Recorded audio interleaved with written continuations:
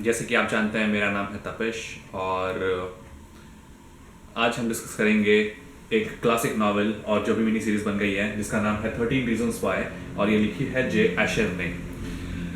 अब इंजीनियरिंग में हमेशा की आदत थी कोई टॉरेंट में लैपटॉप में डाउनलोड कर लो कोई भी नया सीरीज जो चल रहा है, जिस तरह से friends, how I met your mother और इस तरह से बहुत सारी चीज़ें चलती थी। और फिर जब सुसाइडल केस के मूवीज़ बने तो बहुत उम्दा याद आती है दिमाग में टेबल नंबर 13 करके जो इंडिया में बनी थी।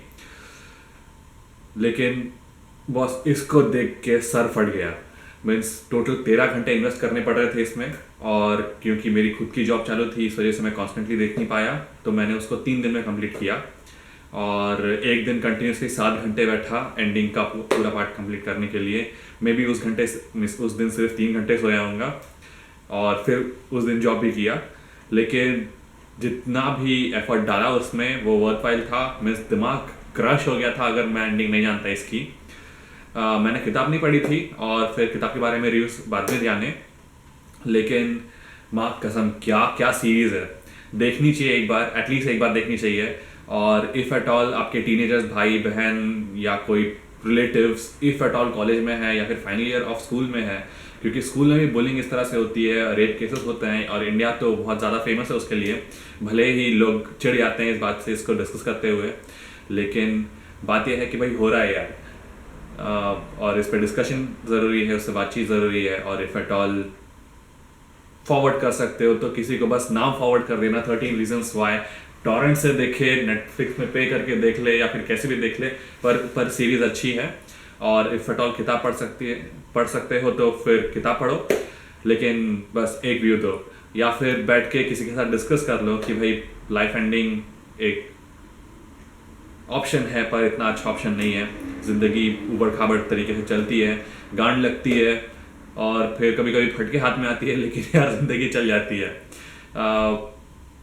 और पर्सनल एक्सपीरियंस के अकॉर्डिंग हुआ ऐसा था कि मैं बायोटेक लैब में काम करता था। बायोटेक मेरी ब्रांच थी इंजीनियरिंग की, और एक सोडियम अजाइड नाम का केमिकल है जो हार्मफुल है। वो मैं फाइनल ईयर के डिप्रेशन में मैंने कंज्यूम कर लिया था। मीन्स मैं बहुत लोगों से चिढ़ के था, बहुत लोगों को मीन्स मैं रीच आउट भी नहीं कर पा रहा था जो मेरी प्रॉब्लम्स थी, और मैंने सोडियम अजाइड खा लिया था। फॉर्चुनेटली मैं ज़िंदा रहा। हमारे लैब के केमिकल्स पीआईटी नागपुर के इतने ख़राब थे कि वो काम ही नहीं किए। लेकिन फिर भी इफ़ एट ऑल अगर मेरी लाइफ वहाँ पे ख़त्म हो जाती तो मैं आज को नहीं देख पाता। आज तो मैं यहाँ पे ऑस्ट्रेलिया में हूँ, अच्छी खासी इनकम चल रही है और हो सकता है कि पीएचडी वगैरह भी लग जाए आगे। पर हाँ, बेवकूफ़ी वाला डिसीजन था वो, लेकिन उस डिसीजन पे अगर मैं जा सकता हूँ तो बहुत लोग जा सकते हैं। बस कुछ लम्हे होते हैं जिसमें अपन वहाँ पे चले जाते हैं और उनसे बाहर आना ज़रूरी है, कोई लाइफ में होना ज़रूरी है।